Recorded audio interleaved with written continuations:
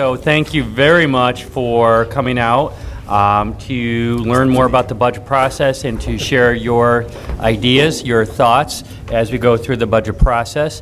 My name, for those who don't know me, is Tom Murphy. I'm the Director of Finance here at the school district. And did we want to, before we get into the presentation, are there any comments we would like to make before the presentation? I would just really like to thank all of you for coming out on a Saturday morning, as well as to thank Todd Ollinger, who is here from Senator Gallivan's office. I appreciate that. And Mr. Burns, I really thank you for inviting him. I'm glad he came. And to Mr. Nellis, our town supervisor, for coming as well. I appreciate that a lot. And to everybody else. And just a comment for Todd, if you could tell Senator Gallivan Tom Murphy said hello, I would appreciate it. Oh, dropping names, huh? No, I just had worked with him at one point, so. He's dropping names. So really, what we wanted to do, this is the second community forum that we've actually held.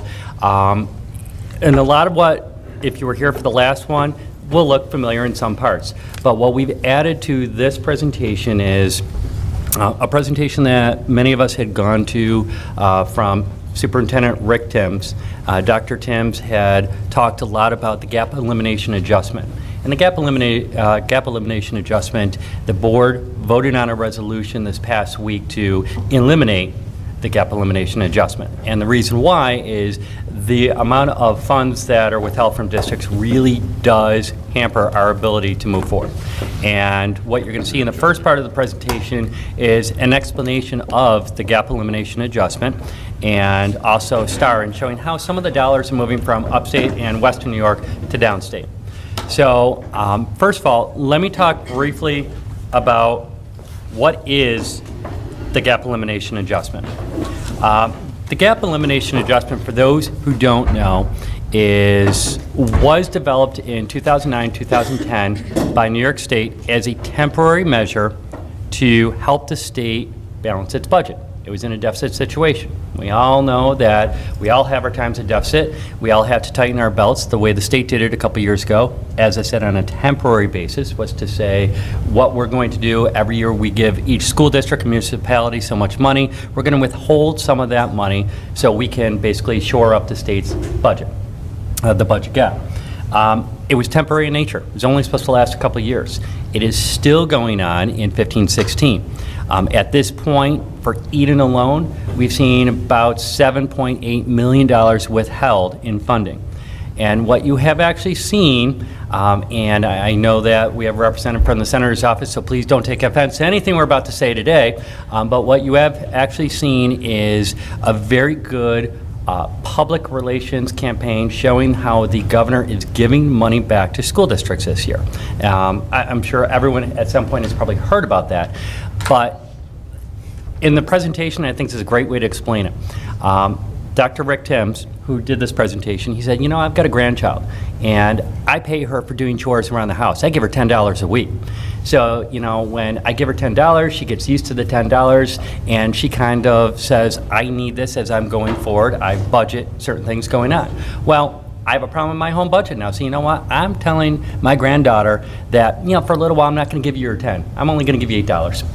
And then, oh, you know what? I'm going to give you money back, so I'm going to give you an extra $1. And as he points out, the grandchild says, you know what, but Granddad, I'm still only making $9. I'm not back to where I was. So you say you're giving me more money back, but you're really not giving me more money back. You're just taking less away. And in essence, that's exactly what's been happening with the gap elimination adjustment. The funds have just not come back to us. They're just taking less away, but they're still taking money away. So what I actually want to show here, and I'm going to go through this presentation. There are 30 slides. I will try not to bore you. I will never do as good a job as Dr. Timms did on his presentation. But really what he showed is a couple factors. How, again, each school district across the country has a different, what they call a wealth ratio. Some school districts are wealthier than others. In this area, Williamsville and Clarence are about the wealthiest school districts around. And then downstate, Long Island, that sort of area, they're going to be towards the right. So the less wealthy school districts are going to be on the left. The wealthier school districts are going to be on the right. And can you all hear me, even though I'm not that close to the mic? Yeah. Okay. All right. So what they look at, the combined wealth ratio is what they call it, is a factor of two things. Half of the property, the residence income and half of the Eden residence property value. So they combine those two together and say, what everyone makes here, they take an average of that. What everyone's property values are worth here, they take an average of that. And that comes up with your wealth ratio. And most of the Western New York school districts are here. Most of the rest of the state is here. Even the wealthiest school districts in this area, the average, they're saying if you're of average wealth, you're at 1. Williamsville and Clarence, they're a little over 1, but not by much. They're still within this box. So they're probably somewhere right around here. All of these are more towards the downstate area. So as you see, they go up to 8, which means obviously very wealthy, 8 times the average wealth. Eden's in here, we're at about a 0.7. So if you look at 1 being average, with all the factors, the state is saying that we are 0.7 or 70% of average wealth, if that makes sense. Okay? So all of this is all school districts in the state. If I go to the next slide, here is all of our local school districts that attended this forum last week on this presentation. So they're all. This was the forum in Ellicottville. This is a forum in Ellicottville, so basically Erie, Cattaraugus, Chautauqua schools. So as you see, there you go. We're all right around in here. So when you look at that here for Eden, again, I know it's very small. So you're seeing Down. Thank you. 0.70. That is where we are at. Okay. And then for free and reduced lunch, which we also get state aid for as well, the higher your percentage for free and reduced lunch, the more state aid you get as well. We're at 18.4%. In my opinion, we are underrepresented in free and reduced lunch population. I believe our population for free and reduced is higher than 18.4%. But that is officially where we are actually where we're at. How much higher do you think it is? Well, I'm going to say that we're probably in the 30s range. We have about 20 homeless students here alone. Our size is very similar to a previous district I worked at. The wealth, if you look at the average wealth, is about the same. Their percentage is about 39%, and the population is just not that different. So that tells me if your population is not that different, if your average wealth is about the same, they're doing a much better job of identifying than probably what we're doing in terms of identifying. So my question, Tom, is your assumption is that we might be about 30%. What difference would that make to us if we were represented accurately? A And lot how more. do we become represented accurately? Well, it directly would result in more state aid funding, plain and simple. So we would get, and I can't even tell you how much more in state aid funding, but it could be actually a couple $1 million more in state aid if we're adequately represented. How do we address that? We've already talked about that issue of looking next year, of sending a letter home to all parents in this district, asking them to please return it. Yes or no, I qualify or I don't. We don't get a lot of people returning the forms, so is it the fact they're just not returning them, or we're just not asking them to return them in the right way? So if we ask everyone to, and if you're not, and that's okay, but at least then we know we've reached out and we've done what we could. And what we found, and I would tell as a community here, if you do qualify for free and reduced lunch, even if you don't want to take part in it, and we understand that, and that's okay, please still fill out the form, because again, it really does result in more funding for the district. Also, what it does is, let's say if you're filling out the form and you've got a 7-year-old and you've got a 16-year-old in the house, and you know your 7-year-old is going to have lunch at the elementary school, but your 16-year-old doesn't want to because, well, now they're cool, they can bring their own lunch, whatever the case may be, they don't want to have a lunch in the afternoon with their friends, they still qualify. So even if you don't fill out a form for them, whoever lives in that household, whatever student lives in that household, qualifies. So that really helps out in terms of state aid funding. So please, when you see them come, please fill them out. And again, even if you weren't going to have the lunches, we request that you still, respond, because that really does make a difference. Okay. Okay.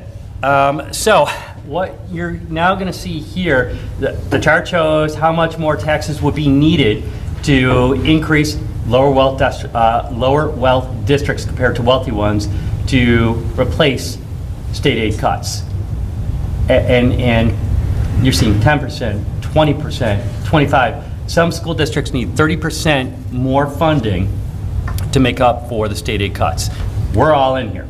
So the wealthy school districts, what they're seeing is they don't get a lot of state aid. Well, I mean, they do get state aid, but not proportionally to what their taxpayers pay. Because downstate, they pay a hefty price for their kids to go to school.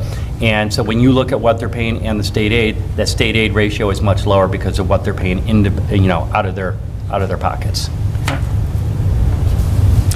And again, this is just our districts here. Okay, there's only 2 that are hugely adversely impacted by it. Okay? This here, I think, is very telling. So every school district gets multiple kinds of aid. Foundation aid is the bulk of our aid that we actually get for school districts. The foundation aid has been frozen for several years. Building aid that we get on projects, other types of aid that we get. The gap elimination adjustment, again, this is the state line to balance their budgets. We had a couple years ago the Federal Jobs Act. When President Obama first came into office, he said, I'm going to end up giving some money to school districts to help offset some of the cuts that have been coming. That was temporary in nature. That is gone. The purpose was to save jobs. What we've seen a lot from that is while we did receive federal jobs money, we definitely saw a cut in the state aid. So it really was pretty much washed for most districts at that point. But look at this here. 2 things. Lost foundation aid due to the gap elimination adjustment. So if the gap elimination adjustment had not been in place, what school districts have lost on the biggest portion of their aid every year. This year alone, we're at about $1.15 million that we're losing in aid. So, and lost total aid, if you look at everything with the other aids included, is a little less. But look at this here. For school districts in New York State, just since 2010, school districts have lost $8.5 billion, not million, $billion. What does that mean when you lose $8.5 billion? Well, different things for different districts, but it's past the point of just belt tightening. You know, the first year or 2 you can tighten your belts, but really then what it comes down to is not doing things you need to do, not making repairs on buildings if they're falling apart.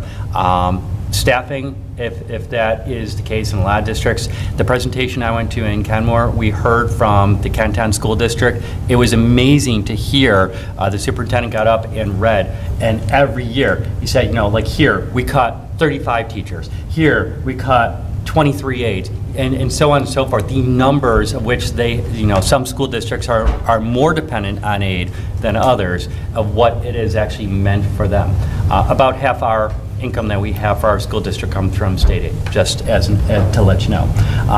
We have not had as dramatic an impact, but we've lost $7 million over these years. So that's how it's affected even. So,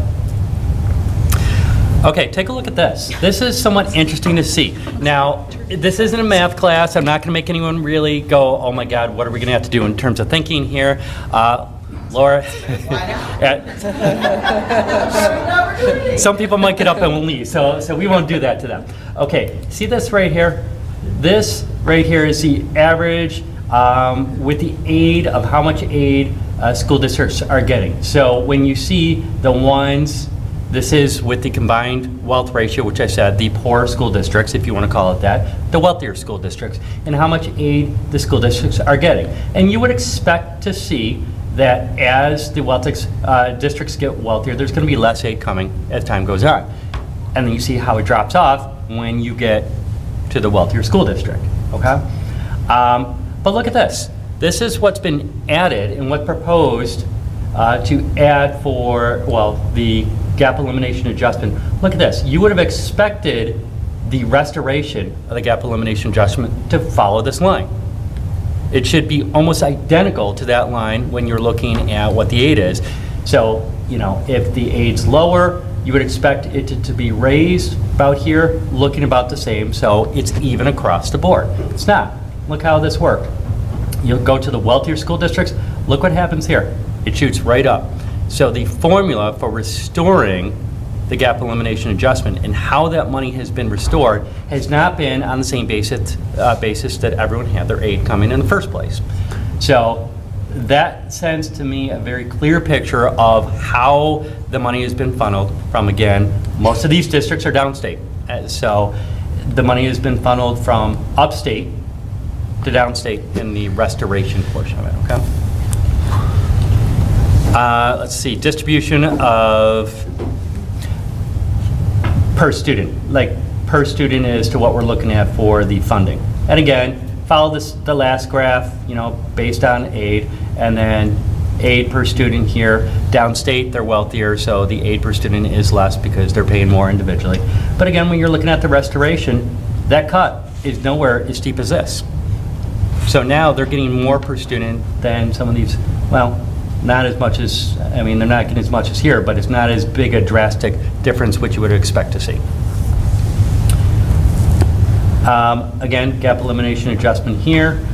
I'm going to not go through every slide because it's 30 slides. So looking at this, for Eden, $7.7 million, almost $7.8 million since 2010. Tom, could you just stay back on this slide for 1 minute? Sure. And let's take a look at some of the districts that perhaps were there that we would look at as similar districts. Okay. And Who would you pick? Well, Silver Creek. why don't you pick our neighbor, North Collins? North Collins, $5 billion. And how many students reach it? We have more students in. We have more students than they do. Yeah, absolutely. Almost twice as much, probably? Yeah, they're about 600. Okay, yeah, so almost more than twice. Silver Creek, someone asked, $4 million. Who else is similar in numbers? I would go to Wanda because they're a neighbor, because that was asked. Wanda, $5.6 million. Anyone else? But again, yeah, as you see, so it's different for different places. Like Southwestern Central School District, $10 million. They've lost over a couple of years. They've been heavily hit. Tom, the only problem I have with this is you're not comparing Erie County. You're just really comparing Chautauqua and Cattaraugus. Correct, and I do have, if anyone wants to see the Erie County ones, the presentation I went to had that, and I have that, so I can always get that slide. So we have that as well. Okay? But this is for Erie 2 BOCES schools, districts, or? The ones who registered for the conference. Oh, okay. Okay. Like for instance, Lakeshore was at the Kenton one, so they were in the other presentation. They're not in this one. So it's just who registered, because you really want to see for the people who are there where you were impacted. So that's Dr. Timms went and actually looked at every school district that registered and really made it for you. But what I like about this particular slide is that it shows those school districts that are near us and south of us who most likely went to Ellicottville rally instead of the Kenton rally to show what, for the most part, a smaller school district might look like. And if it's not a smaller school district, then what we would deem a southern tier school district. Yorkshire Pioneer is on there. Granted, they're larger than we are, but even when you take a look at some of the small school districts like Scioto or West Valley, so you can still see it's a pretty giant impact for school districts with 500 kids or fewer. Absolutely. Well, and also for certain school districts like Jamestown, I believe they're a city school district, and they receive more state aid. Look at the impact there. 14 million there, because they're more dependent on the aid as well. So, but 7 million, even though it's not as big a hit as Jamestown, that is a significant impact for us over, from 2010 on. Okay. Okay. And this is basically, and I'm going to go past some of these slides, but, again, this line is what we looked at before. When you look at the less wealthy to the more wealthy, it really follows the same path. This one here is showing that distribution per pupil aid. The one thing that's interesting to see is the aid per pupil here is a little less, the gap isn't that big here. Look, the gaps are huge here between the aid, but look here, more aid than the gap. So downstate. So they're getting more per student. Same thing here, so distribution per pupil, aid, and average combined wealth. Again, look here, look at the difference there. And look here, so they're getting more per student here, but they're, most aren't. There's a big gap until you get down to here.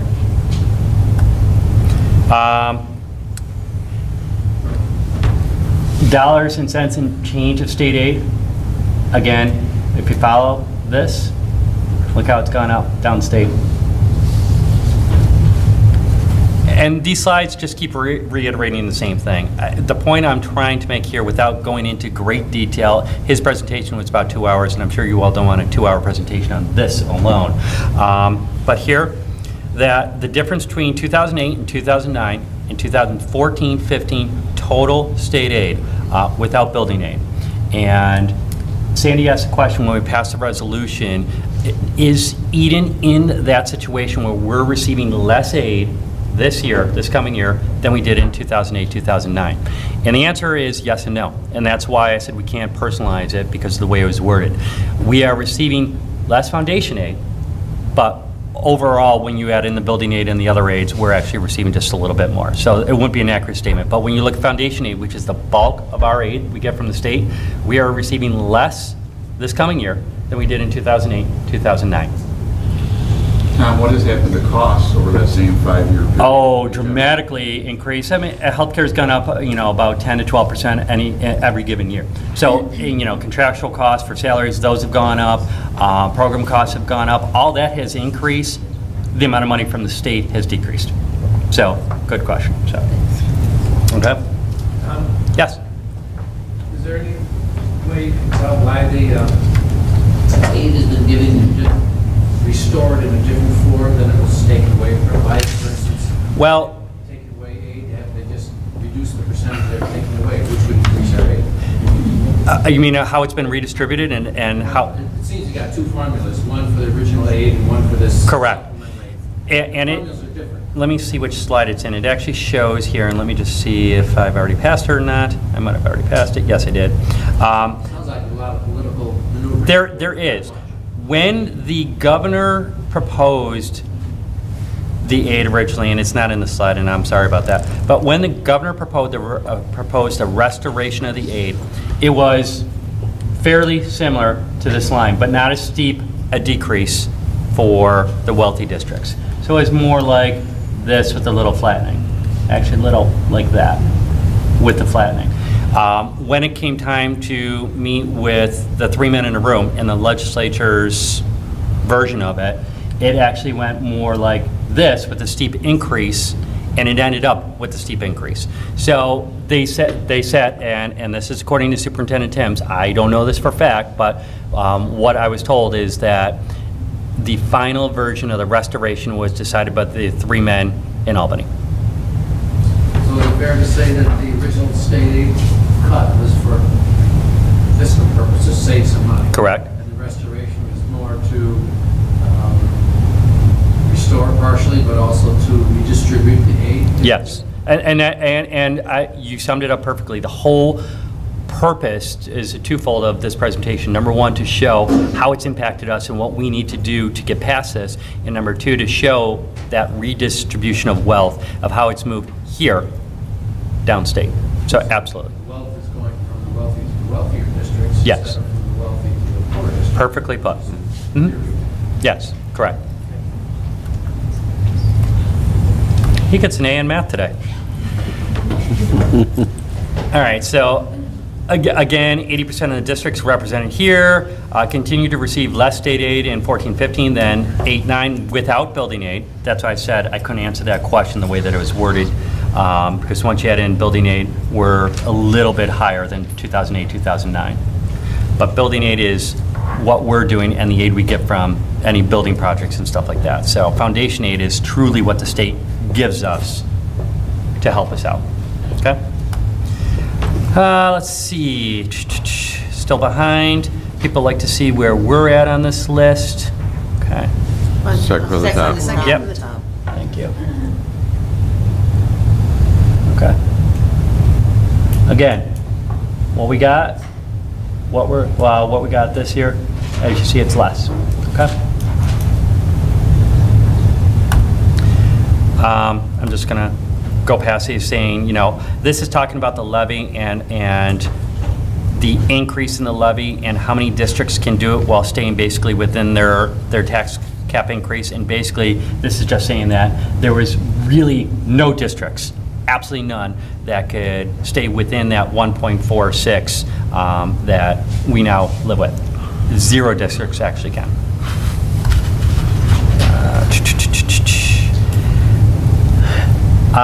This one is amount of money that school districts had. You hear us talk about the fund balance and our savings accounts and all that. Restricted and unrestricted fund balance in 12-13, $5.1 million, 13-14, billion dollars, excuse me, $4.8 billion. So this is all school districts across the state and what they have in all their savings and everything like this. And if problems were to occur, costs go up, you do not anticipate what you actually have in the bank to see you through unforeseen circumstances, less than state aid, that sort of thing. The purpose of this slide here is to show you that we are losing money. The amount of money that we have is the ability to save for the rainy day if something were to happen, and we're in the rainy day right now. We are using it. We are using it up. If over the 5 years, it's projected that most school districts will not be able to survive based on what they have right now. So,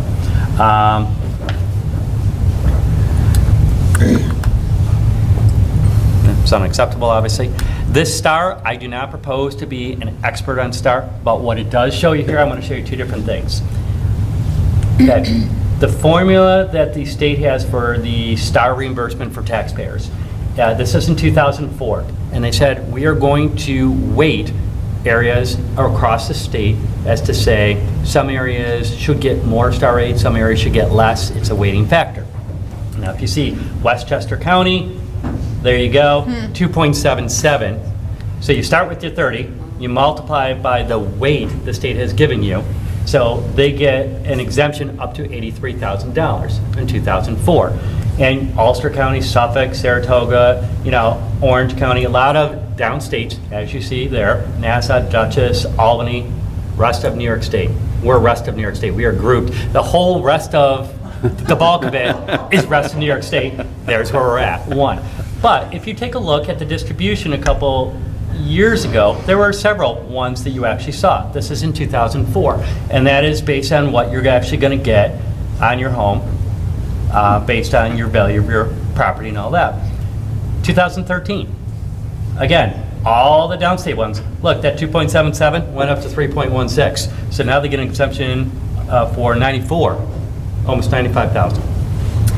Almost all of every one has gone up. Every single one has gone up except for the rest of the state, us. We are still at the exact same level for STAR reimbursement now as we were in 2004. Again, it's showing you here, the purpose of this slide is showing how the STAR distribution, again, has been changed to, again, move more money from upstate, Western New York to downstate. Now, people will say, hey, the homes in Westchester County are astronomical. Should they not get more? You could argue that point, but they also make significantly more than we do in this area. So does that mean they should get more aid on that because they live down there? Shouldn't change it though. It's on our shoulders, is basically. So no one's saying people shouldn't get aid, no one's saying that, but we're paying for that. So I'm just going to let you read this one here because I thought this was a good slide.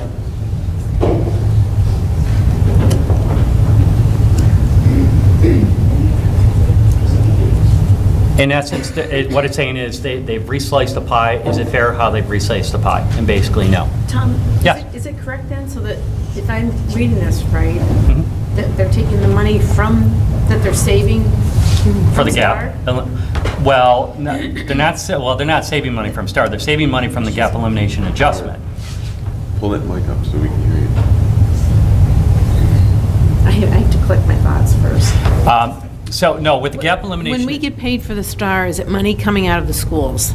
No, it's money coming from the state. The state reimburses you for the STAR reimbursement. But the state gets it from the schools? Is that where the gap is? No, it's totally separate. The gap elimination adjustment and the STAR are just two funding mechanisms Okay. that schools actually receive. So we receive the state aid with foundation aid, and we receive money for STAR.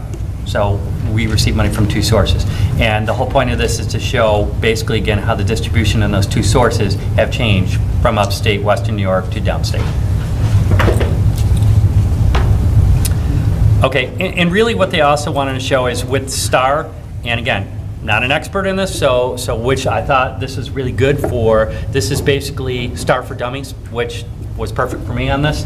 So you look at this, same enrollments here, roughly the same enrollments between two school districts. One lower wealth, one higher wealth. And so you're looking at the STAR dollars based on the weighting and all that, and look at the per pupil allocation of STAR in a low wealth school district, high wealth school district. That's per student. And again, you look at this and you say, is this fair, this distribution per student? And the whole point with Rick Tim's presentation was, he's like, I want you to look at this and I want you to be upset when you see this. I want you to say that you don't feel this is fair. And quite honestly, I'm a very, for the most part, I think very laid back person. I don't think a lot really, gets me uptight or anything like this. I saw that, and after that presentation, not just this slide, but the whole presentation, I was definitely worked up. So I would say that. That is a fair way to do it. Another example, Jamestown, North Belmore, again, lower enrollment. Look at the difference there. 861, 2778. Okay. Local effort is huge. What? I look at the local effort. That's what I look at. Correct. I mean, it's huge. The tax levy, what taxpayers have to pay. Because if you're getting less STAR money, if you're getting less state aid, there's only one other place that's going to be made up, and that's by everyone here in this room. I mean, that's, in essence, that's what we're seeing. With that redistribution, yes. The money that the STAR exemption, is that money dollar for dollar given back to the school system? If the taxes are reduced on the We are made whole on the STAR, so yes. main goal. So if Westchester has 3.7% exemption or 94,000, whatever that was, they are not paying as much, or they're not withholding as much STAR. They're withholding more STAR, and then that's basically going back to them more. It does go back to them, absolutely. So it goes right back to, That really isn't a discrepancy then. well, the taxpayers get it taken off their taxes. The school districts actually get it back. But again, if you're weighting it 1 versus 3, they're getting 3 times more. So it's put into a general, or a pool, and then redistributed. It doesn't really go back according to the districts. Well, it goes back according to the weight. I mean, they're using the weighting factor. So all the money comes into the state and they distribute it based on your factor. So they're getting 3 times more. So another example here. Again, $15.28 per pupil, $22.12 per pupil. Local tax effort, $20 versus $8. Big difference. Okay, and really, what is this all leading to? Is to say, and we're very glad to have a representative from Senator Gallivan's office here, is really we need to stop the gap elimination adjustment. We have heard that the gap elimination adjustment will continue for at least 5 more years. This temporary, balancing of the state's books. Now, also with the governor, if you've heard on his PR machine. Side conversation. I don't know if you want to repeat that. Oh, okay. I'll come back to it. But what you've actually heard is that with the governor's PR machine, the state is now in a surplus situation. I've heard this, I can't tell you how many times, that the state has now worked its way out of its deficit situation. If that's the case, why is there still a gap elimination adjustment even to begin with? Okay? the numbers that are coming through to the superintendents this week about what's been on the Assembly and what's been on the Senate, and Todd, I don't want to put you on the spot later on, but if you could address this for us a little bit later on, I would appreciate it, is that much of the money that is being proposed to come back in the redistribution is not going to public schools, it is going to charter or to the UPK in New York City. And so if there is anything that's new on that that you could add later, I would really appreciate that. Thank you. And also, what we've seen in the governor's proposal is with more money coming to school districts for new initiatives. For instance, one you may have heard of is funding for pre-K and all-day pre-K. The funding in which he's proposing for it will not cover even close to the cost of the pre-K. So one of the things they're seeing here is take the money from some of the new initiatives that he wants to do, put it back into the foundation aid, or take away the gap elimination adjustment. Okay?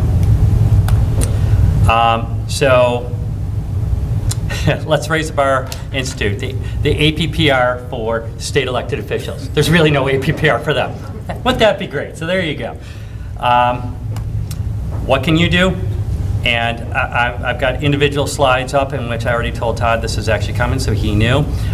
For the governor, right here, if anyone's got anything to write down with, we will, are we able, since this is Rick Tim's presentation, able to put this on our website? I can take this and put it on the website. That slide?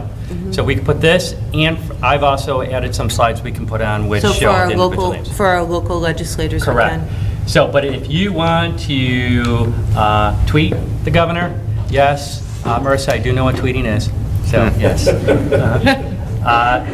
There you go. If you want to email him, he didn't have some of the other information on there, so, okay. And it needs to happen before the It has to 17th. happen before the 18th. So it has to happen this Before weekend. Tuesday. Yeah, so if you're gonna do it, please do it quickly. Should we And- take a moment and everyone tweet, or everyone? Well, you know what? I'm going to get to the slide with our local reps. So if we can take a few minute break before we get into the rest of it, absolutely. And these are just slides of, a senator and assemblyman saying that, yes, I support the elimination of the gap elimination adjustment. So I'm just showing you two.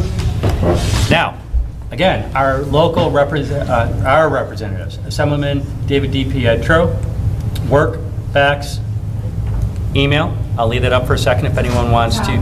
I actually wrote photocopies of addresses and photos. Perfect. That is wonderful. I don't tweet, I don't tweet either. I do know what it is. I tried. Are they over there? I brought them. But I'll leave this up for another second. Okay. Can we text him? I don't have a text. You could, but that's his work number. Oh, okay. So, okay, Senator Gallivan?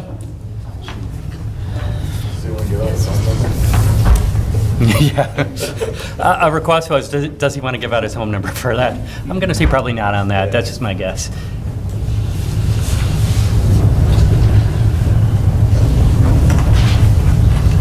And again, I urge everyone, take a few moments to do this. I mean, the way we're all on our smartphones now, it takes only 2 seconds to email someone. All you have to do is really in the subject, put GEA elimination, and then in the body just put, please stop it. It's that simple. You don't have to take a long time to do this. And Senator Grisanti. The fax is different. This is from their websites that I took it from. Would it be wise to make a global connect call since it has to be done before the 18th and say please contact either by making an email or Can we put it on the web?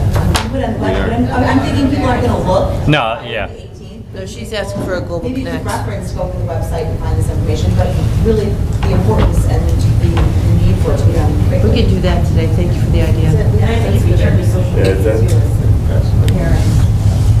Okay, another question? If it was so important for this to be done this weekend before the 18th, why wasn't there more notification to the public for this weekend as far as who to contact and when?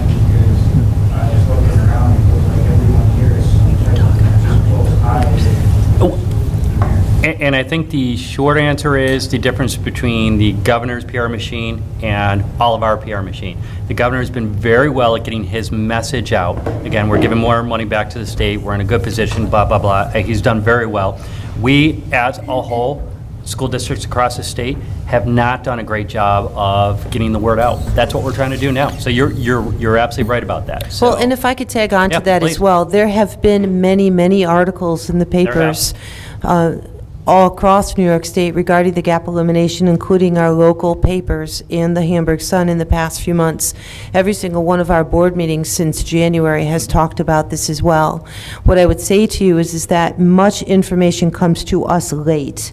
And so that is why I have addressed a representative from Mr. Gallivan's office to help us understand what's new, because to some extent, we're at the mercy of what happens at the state level ourselves. As superintendents, we went 2 weeks ago to Albany to talk to state representatives.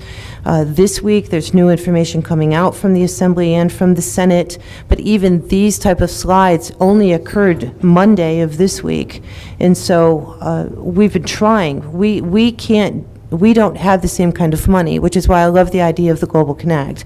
Plus, I would tag on to Tom's statement is that school districts really are not that political. So we don't have that same type of feeling about politics that we're getting into now, and by duress. And so I appreciate your comments, I honestly do, and I think that you're going to start to see us become much more political over time.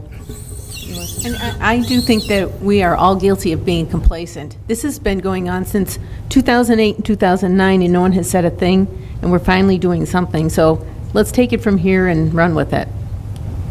And quite honestly, what you're going to see next in terms of where we are at as a district, I can tell you right now. Had we not had the gap elimination adjustment, we'd be done. There'd be no more that we actually would need to find.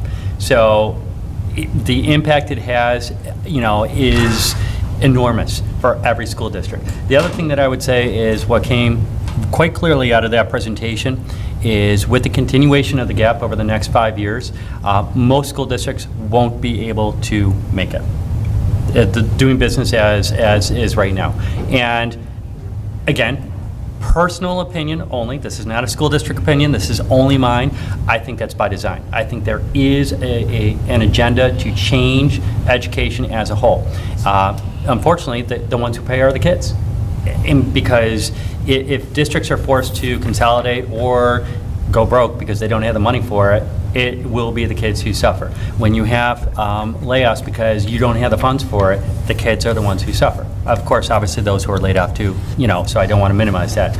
But we're here primarily for the kids. And even though we haven't seen, and we had a rough budget year last year, so we did have cuts, but we haven't seen the amount that other school districts have.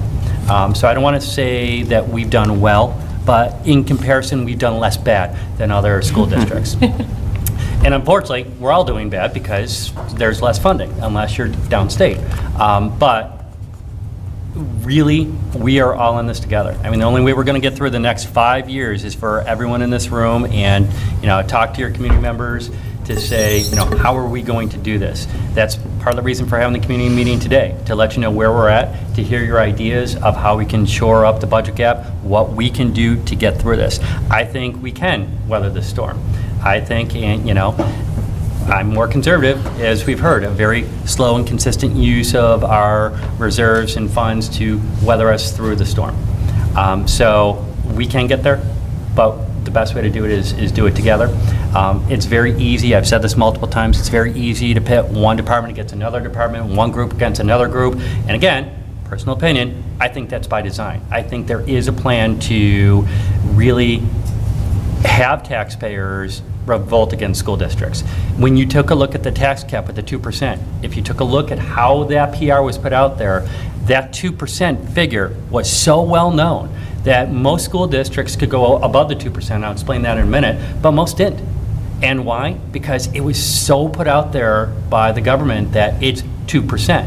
What they didn't tell you, they didn't tell you. I mean, it was out there if you read the papers from reporters and stuff like that, is 2% really wasn't 2%.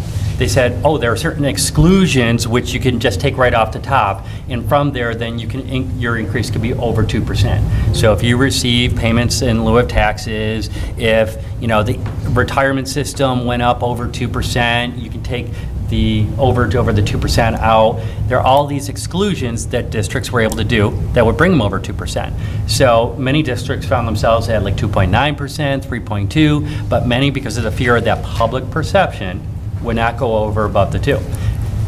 So, and it's a double-edged sword, because if you keep holding your taxes flat, it is great for taxpayers in the short run, but again, costs keep going up for healthcare, for salary, and all that every year.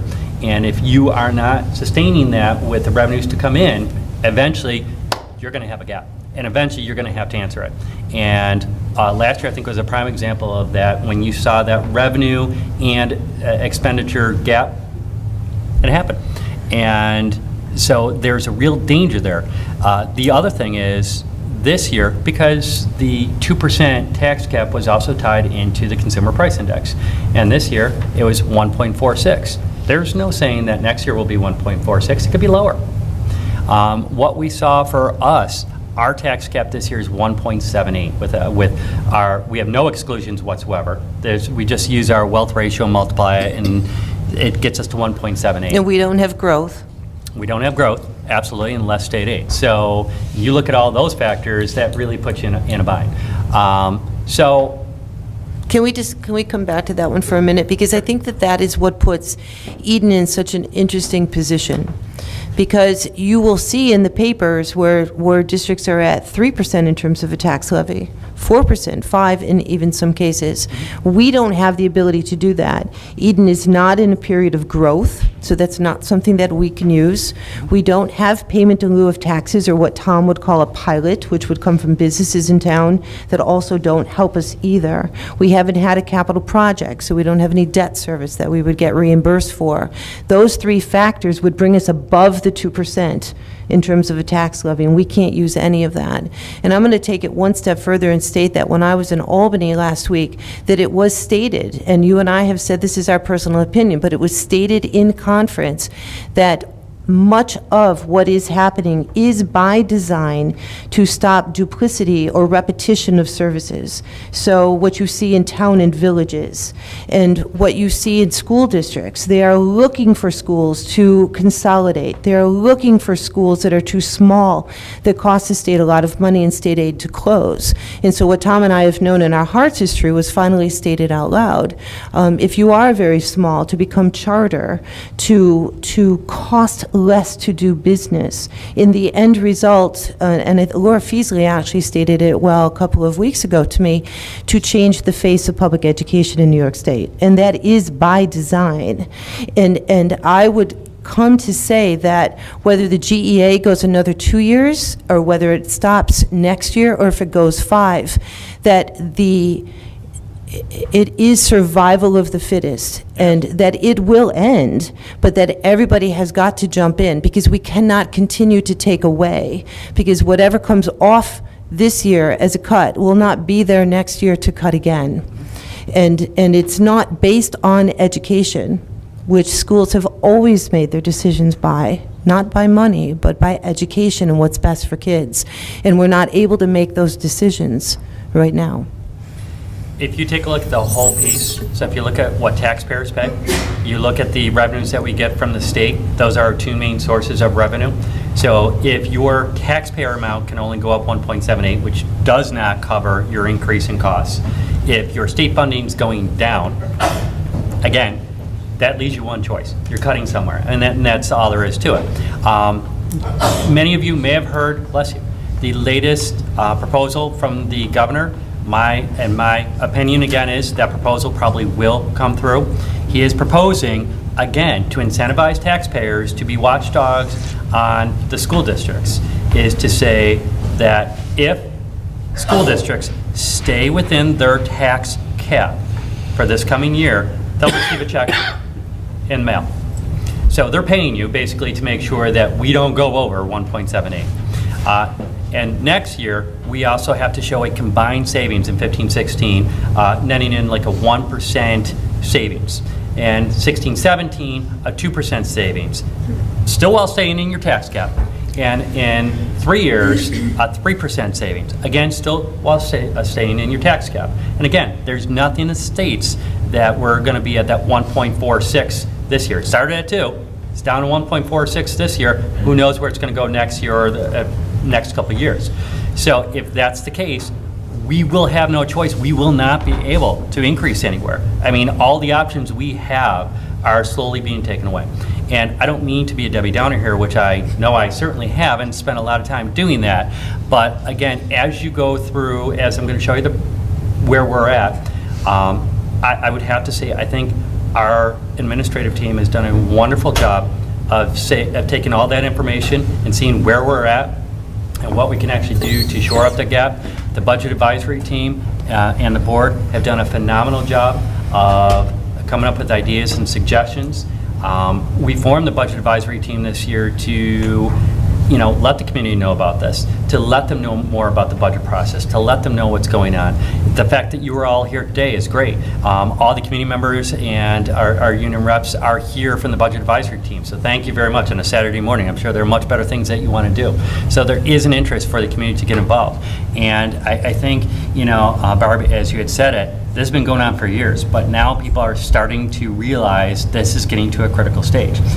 So as we go through the presentation, we have our challenges. We're getting there. But again, I think it's been through a lot of hard work by everyone involved. So Tom, if we could just summarize the format for today.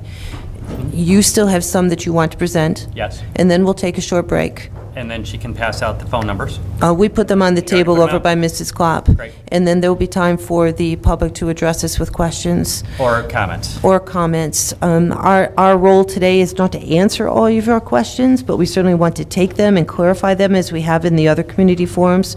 So if in fact we don't answer your questions, and most likely we won't, I don't want you to feel badly about that.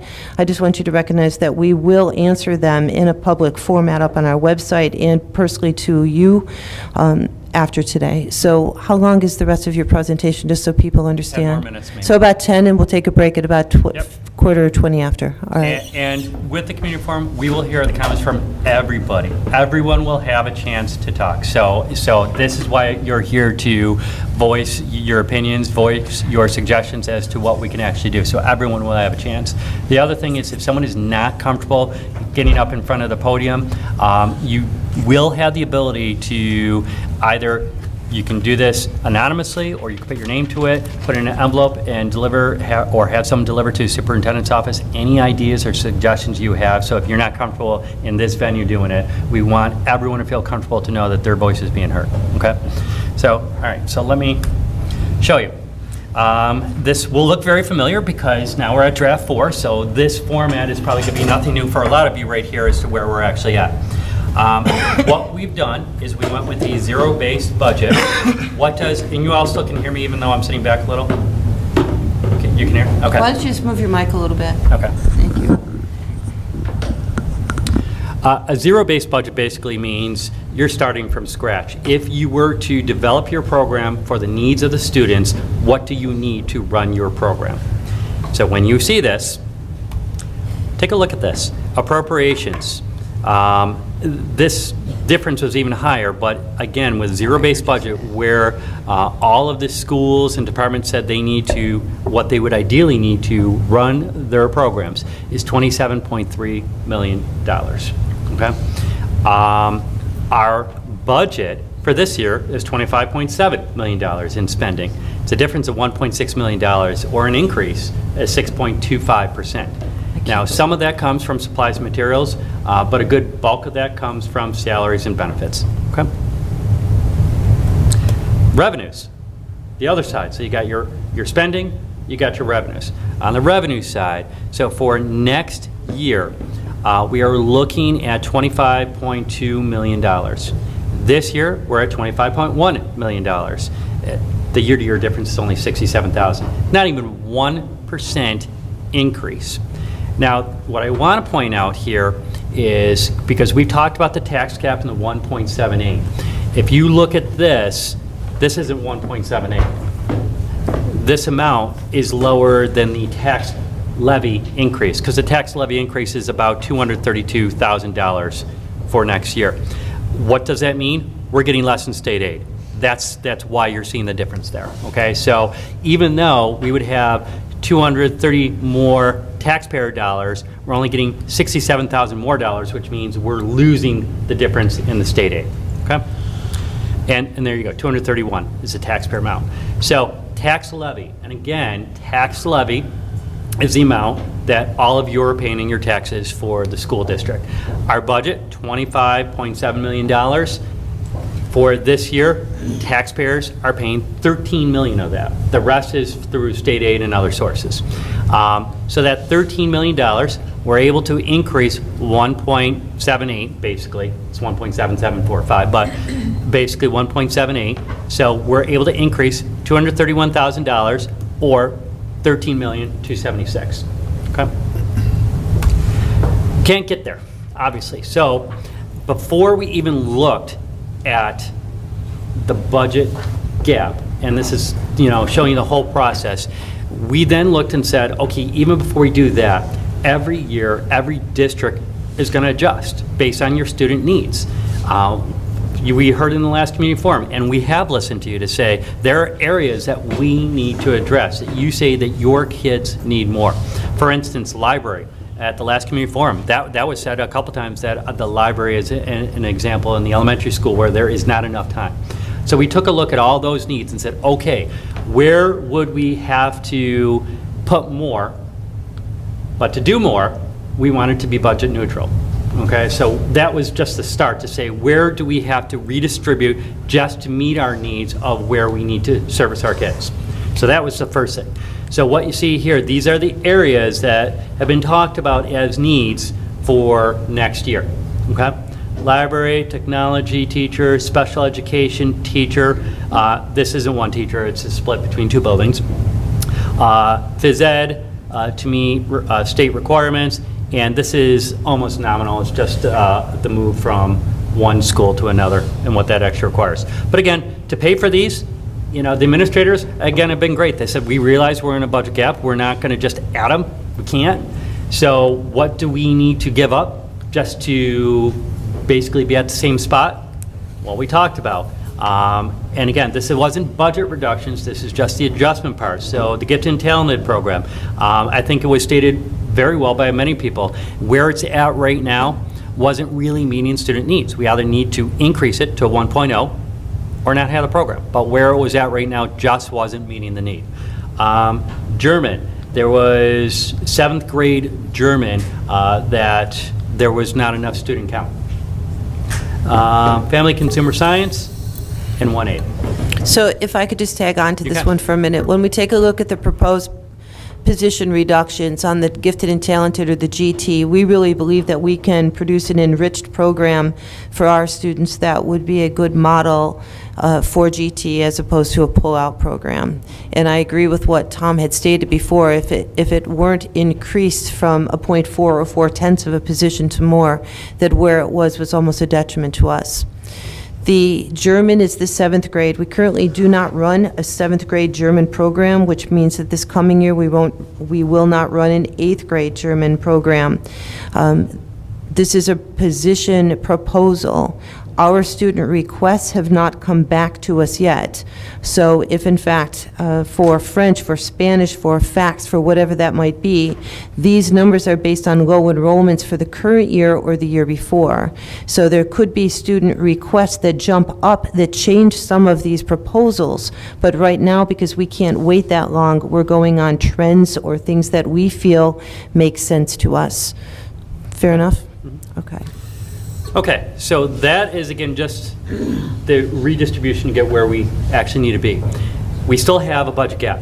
So what we're looking at a budget gap. Again, what you're seeing here, this is going to be nothing that we haven't seen on Thursday night. This is all still the same thing. So for start here, teacher aide, one bus attendant, auto mechanic. What I want to show here, you see an addition? This auto mechanic and auto mechanic helper, it would be eliminating the auto mechanic position in adding an auto mechanic helper position. They are different. They cannot do the same things, obviously, because that would be illegal to just change a title, pay less, and have them do the same thing. You cannot do that. But we do have right now 3 mechanics. One's a head mechanic and 2 other mechanics. So there would have to be a redistribution of the duties among the remaining mechanics. But that alone would save about $20,000. And then the teaching assistant position for in-school suspension. Anything that you wanted to add on that? Same problem, unless it's full-time. Being here 2 days out of 5 causes the same issues for us as GT does. Our students can go to BOCES for suspension, which is the proposal from the district right now. Okay. So, looking at this, here's where we're at. Here's our budget gap right up here. $2.1 million. That's our starting point. And again, this has been our starting point for weeks now, so this doesn't change. It has been, again, what the requests were, what the expected revenues were, and the difference. As simple as that. Okay? So what we have to do as a group is find $2.1 million. We have to, at the end of the day, make sure that our revenues and expenses equal each other. So the next slide, this is going to be tough to see, so I will read this, so it is very small, so my apologies. But these are all the cuts that we're looking at. And again, if you were here on Thursday at the board meeting, all of these were at the board meeting, so there's nothing new that hasn't already been up. But let me start bottom line. This down here, we're at $2,067,000 in proposed cuts at this point in time. Again, that's lower than our $2.1 million. What I'm actually going to say on this, when we go through this, not everything is going to happen. So in my estimation, that $2 million in cutting or adding revenue will probably be closer to about 1.5 million. So we still have more to do, clearly. So I just want to start by saying that. Tom, before you start to read that, I would just like to make the point that for the past number of years, that capital projects have also not been done, which also hurts us on the tax levy because we can't use it as an exclusion. So what you see here might seem very minimal, but if it has been up there year after year after year, what you will start to find is that we have some maintenance issues that are causing some real problems. We are proposing to postpone those in some cases here. And so while some of this might look a little, it's like waiting 5 years to do your own personal roof. I'm very concerned about continuously waiting on some of these capital issues. And I think that comment goes to a good point. When the administrative team came together to say, okay, we're tasked with presenting to the board savings ideas, what can we do? The first thing that we all looked at is what can we do that's going to have the least amount of impact on students. So first was least impact on students. The second then was the least impact on staff. And then if once we can avoid that, then you have to go to those areas. Okay? So first and foremost, what you're seeing at the top, $400,000 in savings in supplies and materials. Just a 10% cut across the board in supplies and materials. Special education, sending less students out. There's actually, looking at the numbers, we feel that there will be less students going, so we do not have to budget the same. We are budgeting much closer to our actual needs. What we have seen in the past, and every school district does this, you budget for more than what you actually have. And the reason why is if extra students come in and you have to send them, you don't have a choice. You have to send them. And if you don't budget for it, you got to find the money somewhere else. So usually you budget for it every year. We are now pretty tight in special ed. There's not a lot of room, so we want more people moving in, absolutely no doubt. But if we get more, Sean will be coming to me saying we have an issue, so which we'll have to address. But, so 230 out for that. 20,000 out for special education tuition to other districts. Again, less students going out of district. Physical therapists. This is something last year that was budgeted in 2 places last year. And again, we are not going to do that this year. So that would save us, again, $30,000. There's no reason to be budgeted in 2 spots. Curriculum materials, this is a tough one. This is going to impact instruction. We are trying to do two things. Purchase a math series, and we have the ability to purchase a math series this year, which will take us through the next 5 years, so we will not have to purchase those materials for the following 4 years.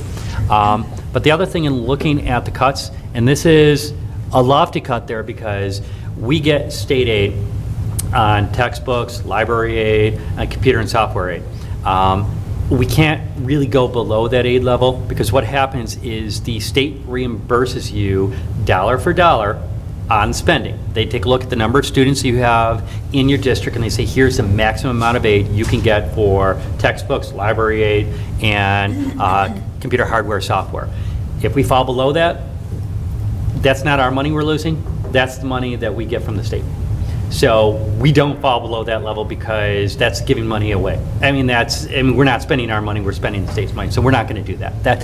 So this is a tough one we have to balance. Conferences, just having conferences through BOCES only. No other instructional conferences other than BOCES ones. There's a sub-cost with conferences further on down. A couple special ed ones of less students going out. So we anticipate not having a CPC summit kid. This field trip line, $8,000 savings. Not saying field trips would be cut, just in terms of the way it's funded. Right now, field trips are funded at the elementary and GLP through PTA.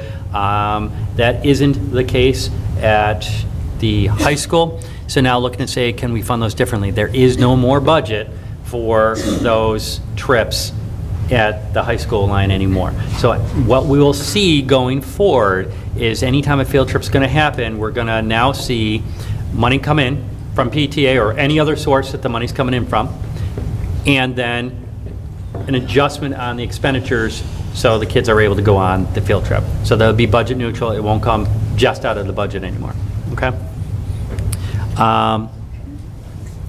Where was I? $16,000 for one bus run preschool learning center that we have one student going. There is a nurse on that bus. It is a very expensive route of not doing that for next year.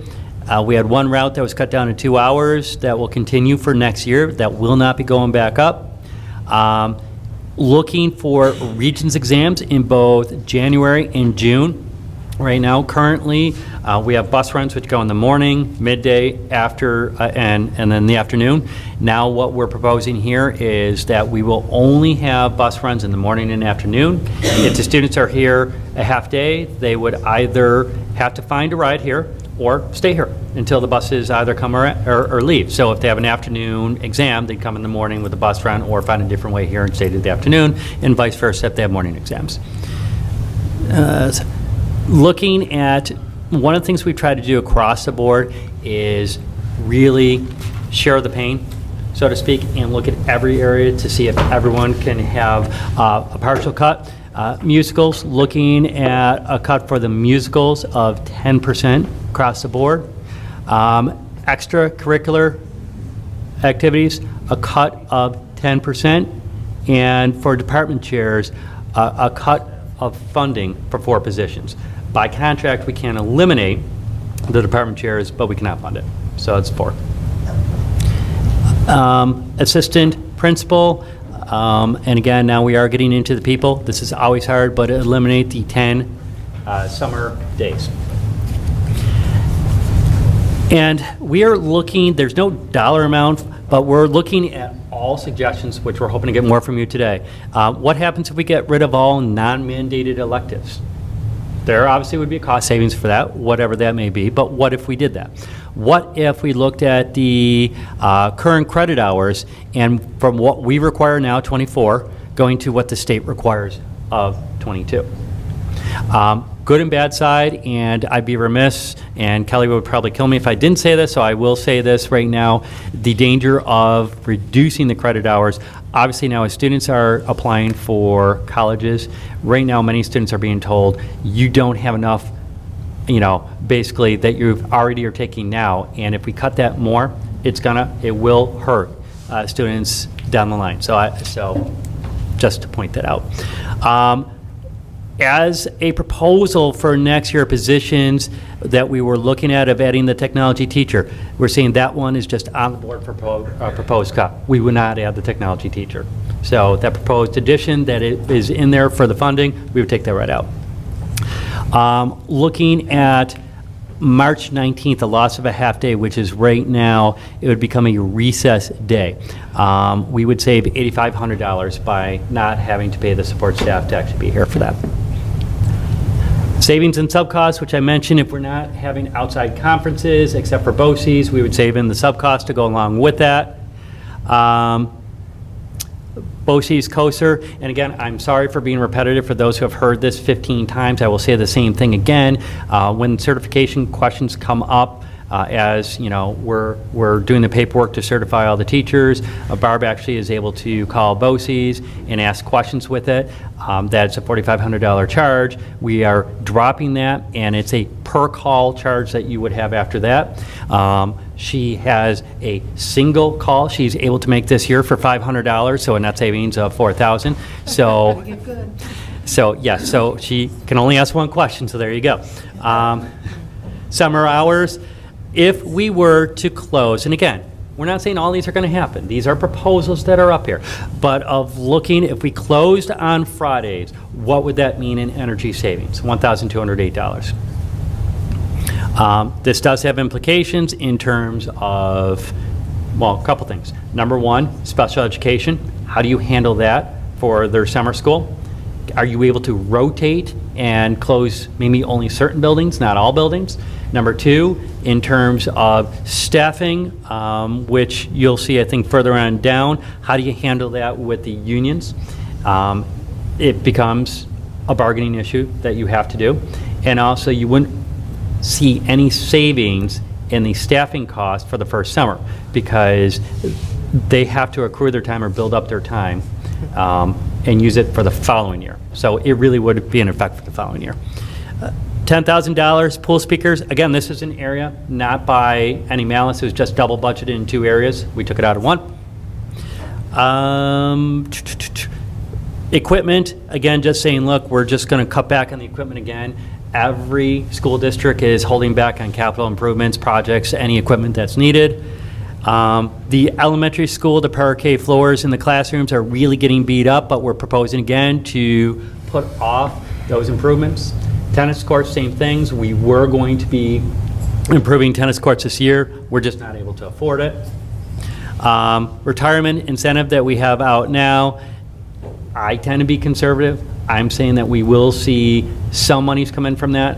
Hopefully it'll be more than that, but I'm estimating $25,000 at this point. Change in health insurance or change in primary plan. If right now, looking at the numbers that we have received from NY44, which we talked about last year, and also from Blue Cross Blue Shield, they have confirmed it is a $0 increase this year, so which is wonderful. But still, even going to NY44, we would save at their rates $200,000. If we changed our primary plan for our current Blue Cross Blue Shield, it'd probably be close to about $150,000. This is also predicated on the fact of working with the unions, and the unions have been wonderful so far to say, look, we're all in this together. We know that we all need to make changes. How can we do this that has the least amount of pain for all of us involved? And so that's one potential area. Staffing reductions, you will see on the next chart of what we're looking at for staffing reductions. There's a total right there, okay? Then we start getting into transportation, and we have... You can't see it. Oh, okay, staffing reductions, $229,000. It was actually up on the previous Oh, it's on the slides as previous well, slide. Tom. So Right there. those reductions right there. And those positions there, there's the dollar amount, it adds up to $229,000. Plus the slide prior to this one. But that was budget neutral. understand. Yep, absolutely. So, yeah, we did already look at that. But for those reductions right there, there's a dollar amount. And I shouldn't just gloss over that because we're talking people there. So thank you for stopping me on that And it one. would be important to say that that includes all benefits. Yes, it does. It is So- total. It's not just salaries, it's salaries, benefits, the whole 9 yards. Okay? So, did you want me to go over the cuts again, or can you read them? No, I Yeah, no, but thank you, because I didn't want to just gloss over, so thank you very much. Okay. So 229,000 with those cuts. And again, as you start looking at transportation, we started a very good conversation at the board meeting on Thursday. At the next BAT meeting, which is next Wednesday at 5:45, everyone is welcome to come and watch the BAT meetings. They are open to the public as well, so please join us. It will only be an hour. It will not be this long, I promise. But we're going to have presentations regarding transportation and also athletics, which you'll see up here shortly as well. And to say, what happens if we change some of the routes for transportation? Either by state law, we do not need to transport less than 1.5 miles. We are right now, which means we don't see any state aid for any of the students who are less than 1.5 miles. What happens if we either went up to the 1.5 or 1 mile or 0.5, and what would that mean in terms of savings for us? That is something that's just being looked at right now. As I said, we'll have a much more in-depth look at that on next Wednesday, okay? But what that could mean in potential savings. What happens if students along Main Street who live in subdivisions walk to Main Street and got picked up from there, as opposed to door-to-door transportation, which we do right now? What happens if, again, for transportation, if drivers for sports were paid a flat rate versus the hourly rate? Right now, we've already have done that when it comes to Darien Lake. For teachers who are going out, or for bus drivers who are going out to Darien Lake, there is just one rate that's actually being paid right now, and I believe it's for 6 hours there and back, and then the mileage. So that's set. Change in sports events. This is the athletic piece. There are just question marks at this point, because again, we're going to have a presentation on Wednesday. Obviously, this is something that is a hot topic in every school district, the athletics, and what does that actually mean? There is no dollar amount here. So there, if everyone's sharing the sacrifice, there would be some change here, what that's going to look at like and what that will actually be. We'll get a much better picture on Wednesday when athletics actually presents their savings structure on there, which is good, because again, when we're only at 2 and it's really more like 1.5, we still have more to go. Awards, assembly, breakfast of champions, not looking at cutting those, just looking at finding different revenue sources. Costs us about $4,000, so, and the district pays for that. What if we're able to find a revenue source, a different? So there's no dollar amount associated with it, just we're looking at other revenue sources. The rest are all revenue sources that I'm going to talk about. We have 7 buses right now that have been accessed. Instead of trading them in with any new bus purchases, what if we auction them off? We have not really gone the auction route before. We would get more money for that. Looking at about $15,000 from auctioning those off. We also have a couple pieces of equipment which have been found here, an offset press and an enlarger. We're going to auction those off as well. We're going to have a presentation at the next board meeting of what is Auctions International. How does it actually work? And if it goes well with these, and we do realize these revenues, then we can expand it and say, what else can we look at auctioning off? We have a lot of excess materials here at the district. Not that we want to get rid of desks that kids are sitting at now, but if it's excess material, what can we do to actually make money? Can we sell advertising? Always a touchy one, advertising in schools, but if you do it, and we have checked with the attorney on the rules regulating advertising in schools and what you can and cannot doing. So looking at just beginning that process with a very modest $500, and if that goes well, to see if we can expand revenue source. What happens if we were to charge at sporting events? Something that does happen in other districts now. We don't do that here. What if we were to actually do that? Use of reserves. At this point, saying let's use $500,000 in our reserves. We've had this conversation, my personal opinion, and again, personal opinion here, which is hopefully part of why you hired me, is to say what do we need to do to not spend down all of our reserves and to keep us sustainable over the course of the years of the gap elimination adjustment and keep us going. So using $500,000 from reserves and state aid. We have seen the governor's proposal for the state aid. This coming week, we should see the legislative aid. And usually the legislature pushes up the governor's budget a little bit. It is an election year as well, so hopefully we are going to see more aid coming back. I would hope and expect it will be over this 100,000, but I'm not banking on it. I think it would be foolish of us to expect and anticipate it'll be more. If it is more, we will definitely happily bump that number up.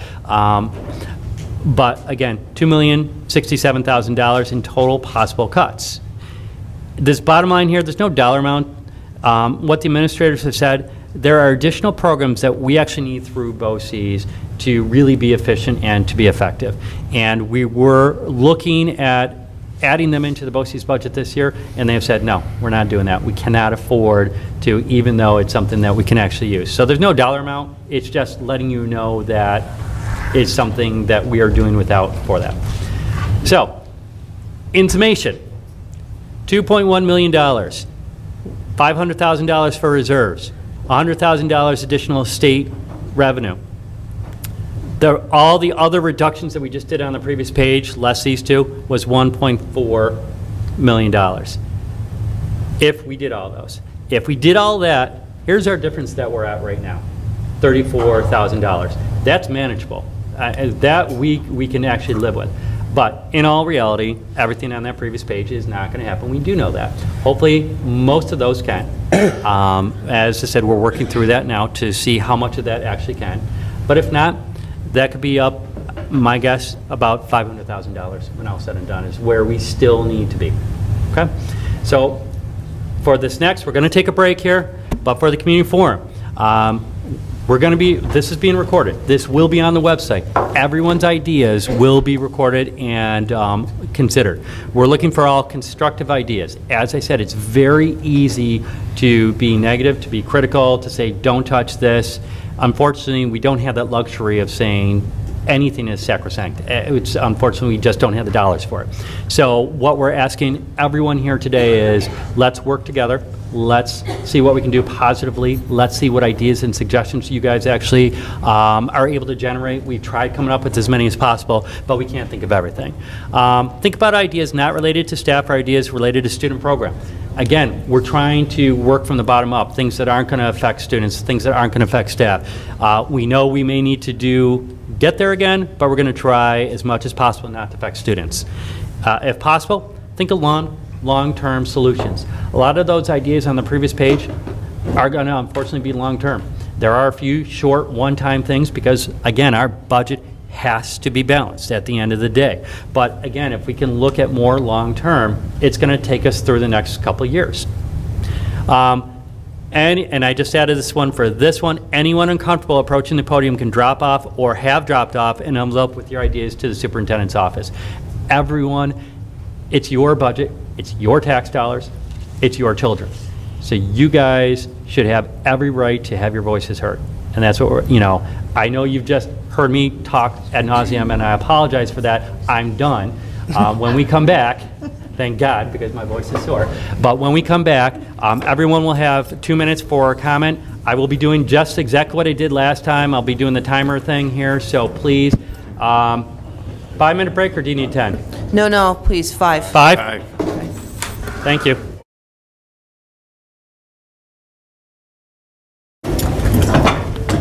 And I would think for anyone who comes up, if you could state your name, so I think that'll help Barb as she's recording. Okay, we have 2 minutes for anyone who wants to speak. What you will do is you will see me with my timer, like we did for the first one. You'll hear it beep. Sorry about that, but there you go. Yes, we will give him more. The elected official will give a little more 2 minutes. I won't start the clock. Yeah, that's it. And We were on a tight ship here. And again, if you could just state all of your names when you come up to speak for the record first. Well, I'm Todd Alden, I'm Senator Galvin's legislative director. Senator asking to come to this meeting. Brief update on what happened in Albany this week. Rick Tim's the presentation, a lot of information there. I remember I went to one in Penton. I've been working with Rick for the last 3 years, trying to me and Senator Galvin have really been going forefront, working to make this an issue that the Senate pays attention to. Just because for the first year, it really wasn't that big a deal. You still have reserves, but the chiropractic coming down the line, that everyone knew it. But this year, Rick Timms has done a great job of moving around the state, and I can say without a single exception, every single senator in the Republican conference conference. This is committed to getting rid of the GA as fast as possible because they have heard from their constituents, so all of you, that this is something that needs to get done hopefully this year, but if not all this year, within the next 2 years. So let me tell you what happened so far in Albany this week. The governor originally gave a GEA restoration of $323 million, which isn't enough at all. It would put us on track to eliminate the GEA in 5 years. It's already been in place for 5 years. That would be a decade of having a gap elimination adjustment. So what the Senate did, first what the Senate did is they added $217 million to that. So now the GEA restoration is up to $540 million. What the Senate also did is they allocated $145 million for what's called flexible universal pre-K. So what that's going to do is it's going to go to all the schools outside of New York City, and it can be used for pre-K, but as long as you have a gap elimination adjustment, you can also use it to offset the gap elimination adjustment. So I'm anticipating that almost no school upstate is going to use it to fund the universal pre-K, but they're just going to use it as an additional mechanism to eliminate the gap elimination adjustment. And Todd, can I ask real quick, so this is separate from the UPK grant that we get, correct? This is totally separate. This Thank you. is a new program that was just included in this year's budget. New language. There's never been funded before. You will hear something about New York City getting $500 million for their UPK. And that might seem like it's unfair that New York City's getting $500 and the rest of the whole state is splitting $145. But our $145 is coming out of education funding. Their $500 is not coming from education funding. It's coming from us denying them their renter's tax credit. New York City residents would rather pay more taxes and have universal pre-K, so we're going to let them do that. But we're going to use the education money and try to fund what's flexible UPK, because the governor wants this UPK talking point. So we're going to give them that talking point, but we're going to make sure that it is flexible and can be used to eliminate the gap elimination adjustment. And you add up all the numbers together between that flexible UPK, our additional GEA, and the governor's original GEA reduction, it comes out to about $740 million equivalency of reducing the GEA this year, which is a little under half. We'd like to do a little bit more. We'd like to try and get rid of half this year, but at this point, if we can get rid of about 40% this year and hopefully take care of the other 60% next year, that would be our ideal goal. But that's where we stand right now. Obviously the Assembly had a different plan, and the governor has his initial plan, which is the least generous of them all. The Assembly does add more money to education, but they do it through foundation aid, which doesn't help the rural schools as much. So there's going to be a pushback between the Assembly, and they're going to have to negotiate this out. But I think the Assembly's main concern is universal pre-K in New York City. So you saw Speaker Silver come out and say that he was applauding the Senate for fully funding universal pre-K. I think he'll roll over a little bit on the upstate issues if he can guarantee that $500 million. So I think we're in a better position than we were about 2 years ago. I think it's not going to be ideal. Obviously, the ideal would be getting rid of the GEA this year, but we're at a position where we're getting rid of almost half of it this year. So, just to clarify, the $145 million Yes. that they're going to use for restoration and gap elimination is coming out of the education budget? That's education money.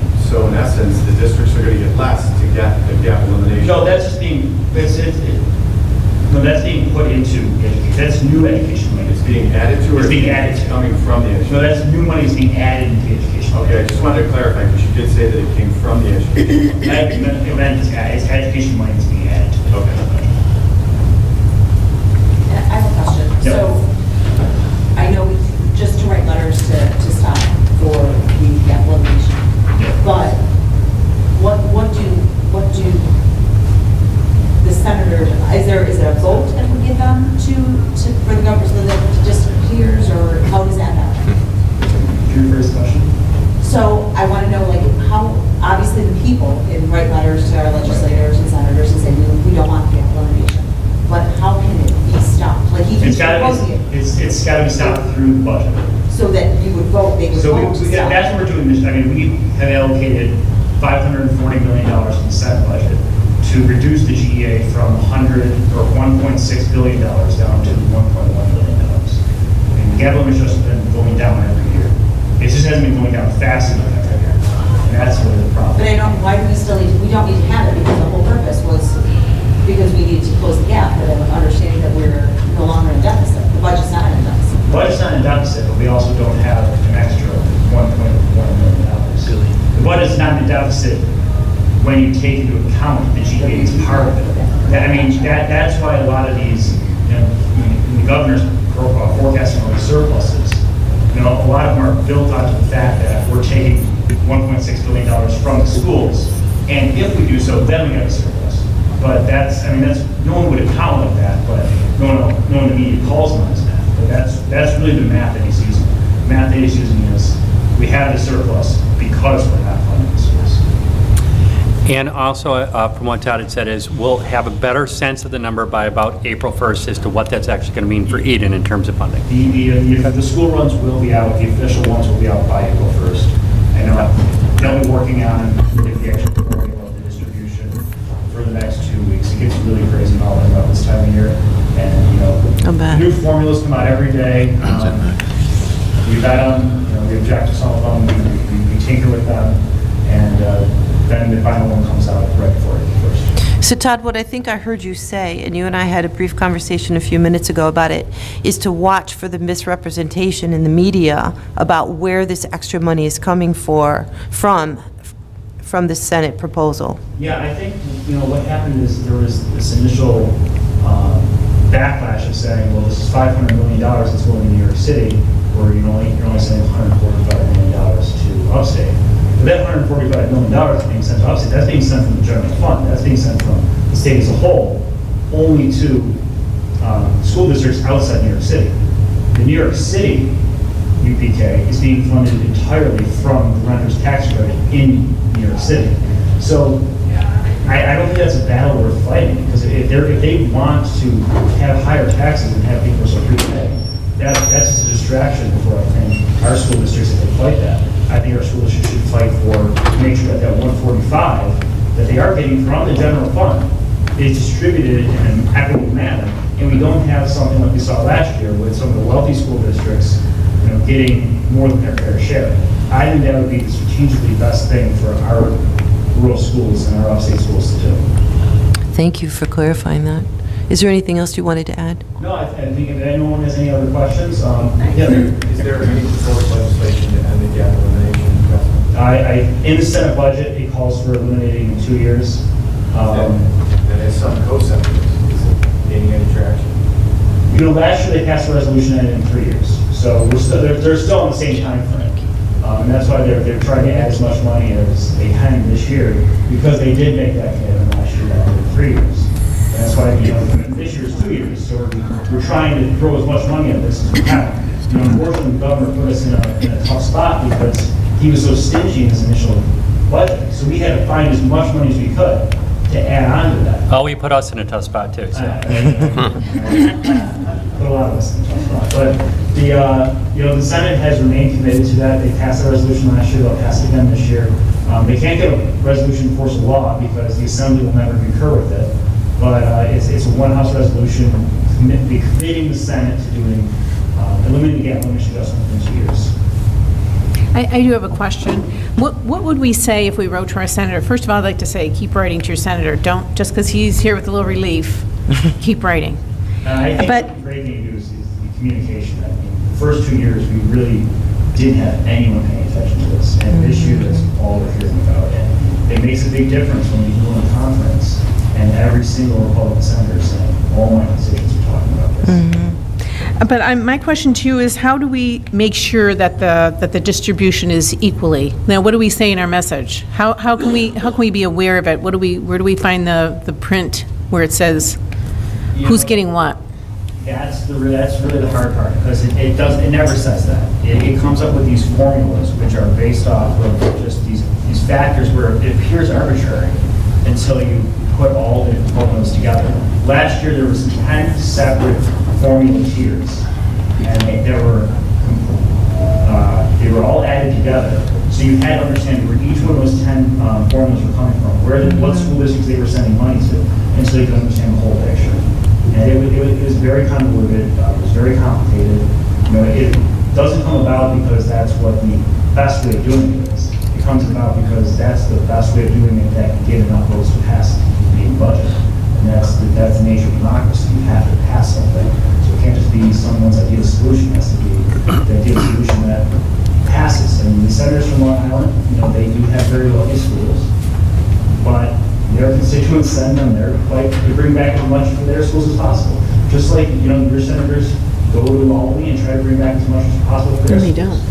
Now, our senators should fight a lot harder because, and I know Senator Galvin has been for the last 3 years since he's been there, fighting a lot harder because it is so important to our schools to have that state funding, whereas in Long Island, where they can pretty much fund anything, just through property taxes, it isn't that important. They fight harder on other issues. But, that's, you need to keep communicating with your representatives. If you have relatives or friends and family elsewhere in the state, let them know and have them communicate with their representatives, because Senator Galvin's been fighting for this for 3 years. There's a number of our colleagues from Hudson Valley, North Country, that really haven't been paying attention to this until this year, when the rubber really hit the road and it really became a crisis in the school district. And Todd, I just want to say that on behalf of all the Eden taxpayers, first of all, we appreciate you being here on a Saturday morning, and we appreciate everything the senator's doing to try and fight for Eden. So thank you very much. Yes, thank you. And before you leave, if we can get a picture with you and our superintendent and our board president, that would be wonderful. Thank you.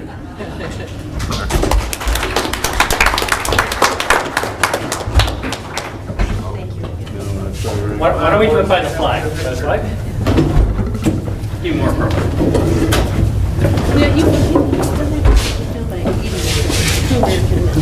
Just all American town. All American town. Stand in between those two. So get the flag and the American town. Perfect, there we go. I'll take 2 pictures. Can you step in just a step? Perfect, so it's even space. Let Mike shower today. Perfect, thank you.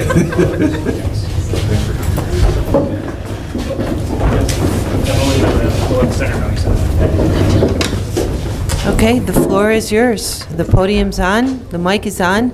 If you have questions from the floor, please come on up. Who wants to go first? Oh, come on, the first one's always the toughest. Come on, Steve.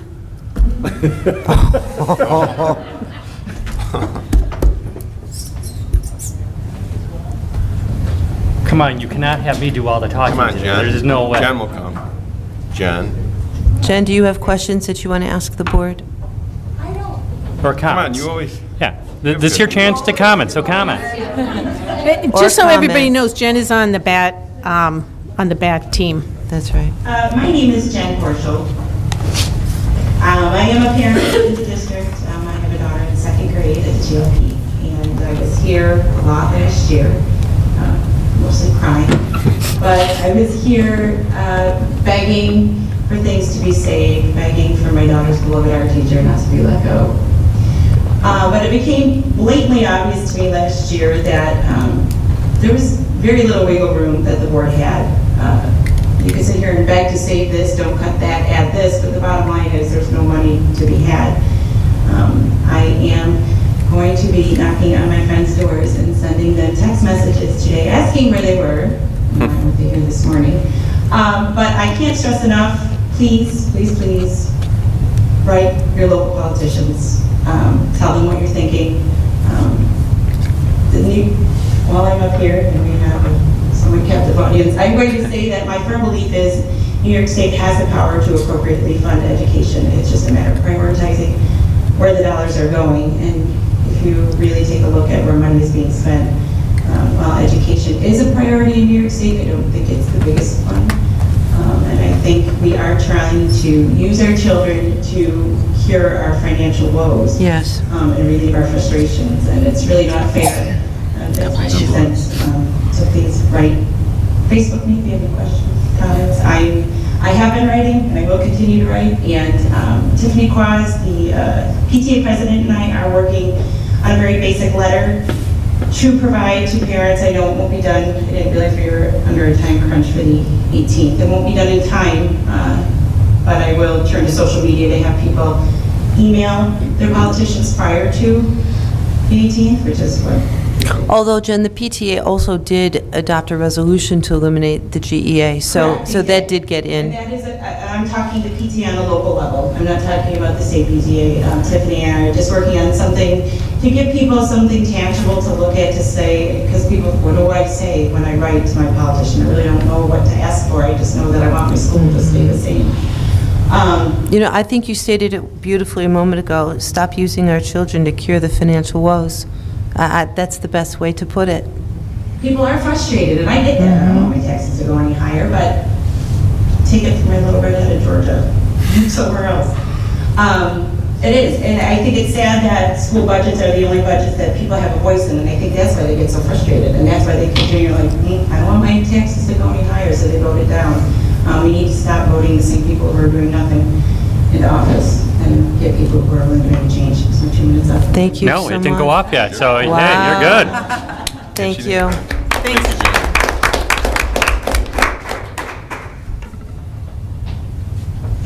Anybody else with comments or questions?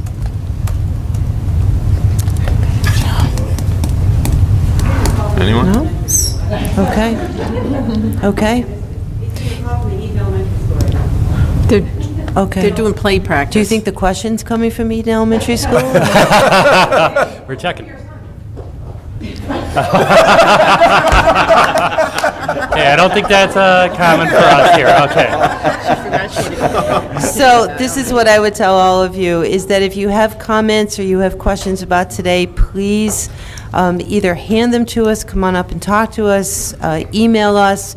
We will put everything up on our website just as soon as we have an opportunity to get there within the next day or so. Pick up one of the handouts that Jen so kindly typed out for you in terms of who your legislators are that you can tweet or you can email or that you can call. We do want to hear your opinions. We do believe that going into round 5 this current week, we have the Budget Advisory Team meeting at 5:45 on Wednesday, and then we have a board meeting immediately following that, where there will be presentations at the BAT from Transportation Director and from our Athletic Director for conversation by the board about what it is that we can take a look at in terms of proposals regarding transportation and athletics. We are still looking at a gap of where we need to be to have a reasonably fiscally sound and educationally sound budget. We are looking to adopt our budget hopefully in early April, but if not, by the 22nd of April. So I agree with you, Jen. Get people here. Because what I don't want is for people in April to think that we haven't been talking, because we have. We've been here. Tom? And I think it's great that Glenn is with us today. Thank you very much for joining us. It means a lot yes. to see you here as well. Yes. Mike? I just want to thank Todd and also Glenn Ellis for coming today, so thank you, and everyone else. Yep, for Okay, your time. thank you And Jen very for the much. handout. And Jen for talking, yeah. Thank I you, would like everyone. to, I'd like to say thank you to Glenn Nellis for showing up, because I think where the school message is coming from, Glenn, is we're not looking for money. We're looking for working together with the town. If issues come up, if the town can help us out in some way, we'd appreciate it. And if they have money, we'll gladly take it. Yeah, absolutely. How true is that? What Glenn said, if you didn't hear him, is they work under the same ceiling of that 1.46. Yep, absolutely. All right, thank you, everyone.